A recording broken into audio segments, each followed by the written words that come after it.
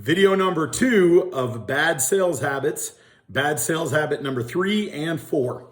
So sales habit number 3, bad sales habit number 3 is a recent bad habit. And what I mean by that is that it used to be that, they would push everybody, ask for the order, ask for the order, ask for the order.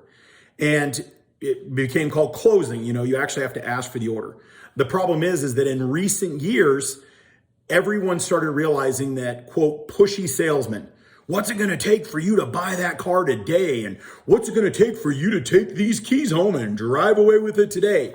Those negative sales closes turned off so many people that now the new generation, the next generation of sales reps don't like closing. They don't want a pushy close because they hated somebody putting them in their back against the wall and making them, quote, buy today.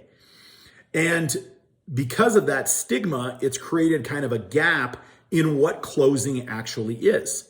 So I have an analogy for closing because there's one thing worse than not closing, and that is showing up to a customer and saying to the customer, hey, I was just in the neighborhood and I thought I'd stop by. And they do the Forrest Gump wave. That, trust me, if you're stopping by, customers want something from you. They want you to bring them value. They want a partner in their company. They want you to help them navigate the current economy. They want you to help them become more profitable, more successful, and more efficient. And if you're just stopping by and saying, hey, I thought I'd just stop by, you're not doing anything to help move their company forward. So a trial close, a close that you should always throw out there, is you want to make sure you ask the customers, I'm stopping by today. Is there anything I can do to add value to you and help your company today? Okay. And I'll give a quick analogy because a lot of sales reps are like, oh, I don't want to be the hard seller. If somebody came over and knocked on your front door and you opened your door on a Sunday morning and the person said, hi, I'm your neighbor. I just wanted to stop by. What are you doing? That's the last person you want to see. But if all of a sudden you heard, hey, I'm sorry to bug you. I'm your neighbor. I'm just down the street. Hey, I just want to let you know there's a pack of dogs that's running through the neighborhood and attacked some little kid. I've already called the dog catcher, but on Sundays, they're not easy to get a hold of. Just do me a favor. I know you have a kid. Please keep him inside. I want you to be safe. If you had a choice between one of those two people stopping by your house, you'd pick the second one. Not because you love children being eaten by dogs, but because that person brought you value. Even if it's negative value, they're helping you live a better life. So when you go by and you do a cold call, or when you go by and you visit one of your customers, don't just stop by and say, hi, add value. And if you don't know what value you need to add, I would call my customer ahead of time and say, hey, I want to stop by and see you tomorrow. Is there anything that I can bring you?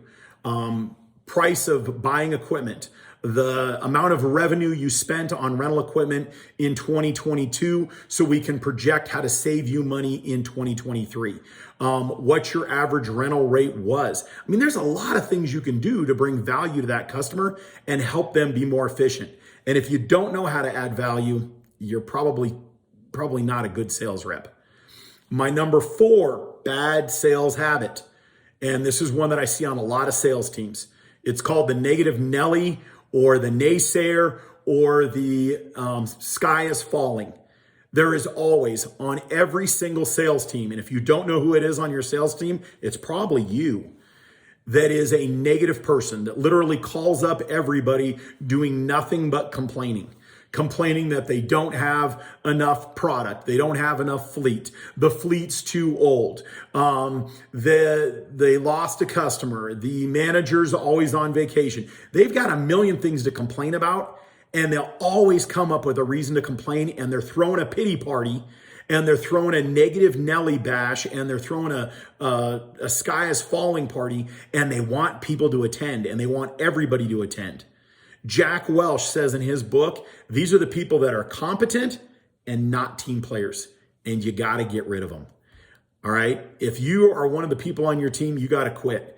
And there's only one thing worse than the person throwing the pity party: the people that volunteer to attend the pity party because they love just talking negative stuff. It does not serve you. It doesn't serve the team, and it doesn't add value. Those are the two for today, number 3 and number 4. I'll have more of them coming up for you, but I got a big change coming up, and I'm super excited to announce it here within the next day or two. I wish you all the best. Hope that adds value. Have an amazing day.